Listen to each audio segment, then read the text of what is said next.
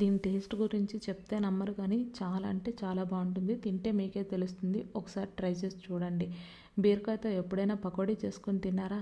చాలా బాగుంటుందండి. మీరు మిస్ అయినట్టే చేసుకోకపోతే. ఒక్కసారి ఇలా ట్రై చేసి చూడండి.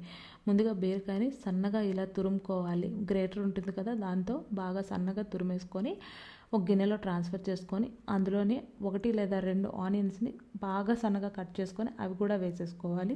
ఇందులోనే కొద్దిగా కొత్తిమీర, అలాగే కరివేపాకు రెబ్బలు కూడా సన్నగా కట్ చేసుకొని వేసుకొని ఒక 2 వరకు పచ్చిమిర్చిని కూడా కట్ చేసుకొని వేసుకోవాలి.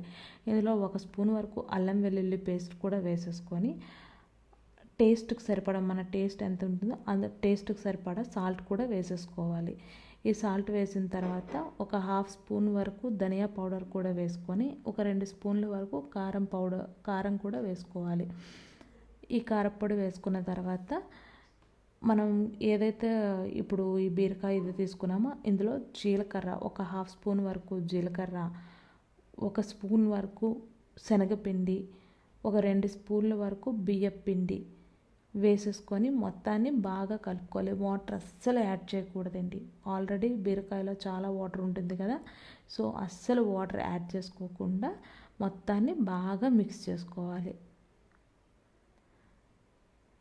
ఇప్పుడు ఇంకోవైపు స్టవ్ ఆన్ చేసి కడాయి పెట్టుకొని అందులో డీప్ ఫ్రైకి సరిపడా ఆయిల్ వేసేసుకొని ఆయిల్ బాగా హీట్ అయిన తర్వాత మాత్రమే ఈ బీరకాయలు మనం ఏదైతే ఈ పకోడీ మిక్చర్ రెడీ చేసుకున్నామో దీన్ని పకోడీలాగా వేసేసుకోవాలి.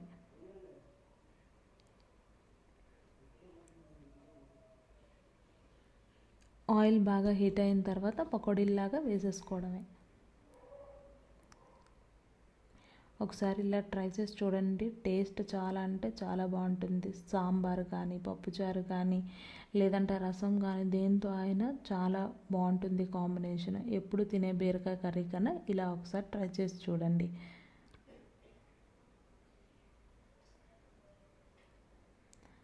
బీరకాయ ఈజీగానే వేగిపోతుంది. ఆనియన్స్ ఇవన్నీ కూడా త్వరగానే వేగిపోతాయి కాబట్టి లైట్ గోల్డెన్ బ్రౌన్ కలర్ వచ్చేంత వరకు ఉంచేసుకొని తీసేసుకోవాలి.